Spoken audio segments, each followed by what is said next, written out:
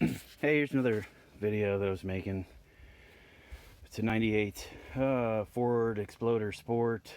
Apparently this is a pretty common issue with the door locks not actuating properly. It's more common with the driver's door because it gets used more. There's a little tiny spring inside. This is the old one, and the end breaks off of it.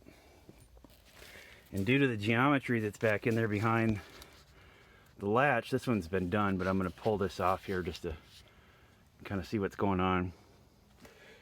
If this isn't held up, it doesn't have upward tension on it, it doesn't lock and unlock properly. The key feels jammed.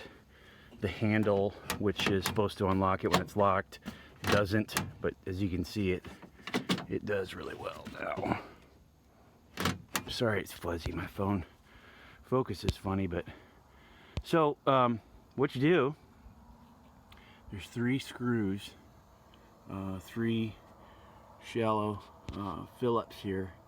I undid those just to make things a little easier to get to, but these are really nice. So the panel, of course, there's a hook on the top. You want the window down when you're taking this panel off because this lip sits in over the edge, and there's basically a hook on the front right here. So when you're putting it back in, you slide, you pull, roll the window down, slide it on here, slide that hook into place, and then you've got 1, 2, 3, 4, 5, 6, 7, 8, 9 little press-ins.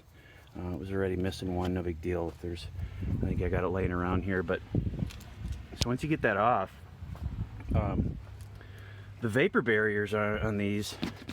I'm not big at domestics, but man, this thing, I've done a lot of work to this past week or so, and it's all been really easy. Even 90s domestics are usually worse, but they really got it right. This vapor barrier, which is normally a really thin plastic, but the adhesive causes it to tear. You can basically just pull it right back, and that will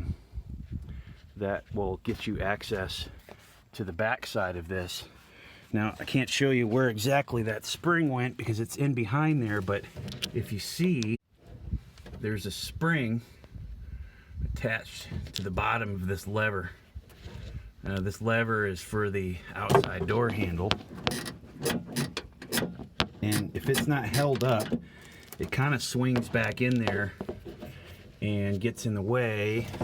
Let's see if I can get a shot of this, of the lock actuator. The rod that goes from, there's the lock cylinders behind that connection. You'd see, and if it's not held back like that, it gets in the way of that. It causes it to jam up. So then from there, you'll find a lot of times this is gunked up. So you can go through with some straw, brake cleaner, and clean it out real good. And I like to use lithium grease on latches and things like that. So Ford wants about $200 for the upgraded assembly wholesale.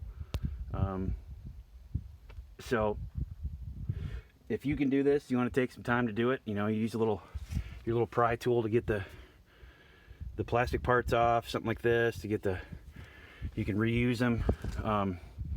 Or you might suggest to your mechanic, if they're open to that, to do that, and it can save you some money. All right, everything's working good.